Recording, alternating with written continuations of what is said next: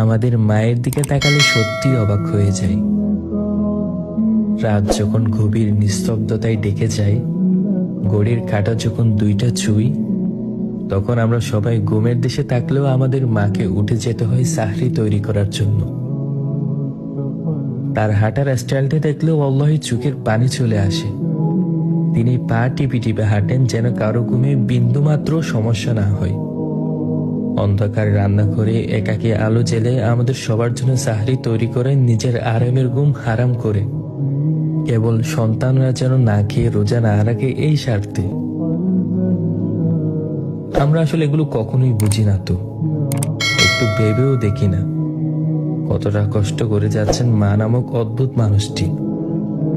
আমরা ভাবি এই খাবারগুলো এমনি এমনি চলে আসে আর কি, অথচ প্রতিটি খাবারের আল বিদায় ওয়ান নেহায়া মায়ের বিসর্জন লুকায়িত।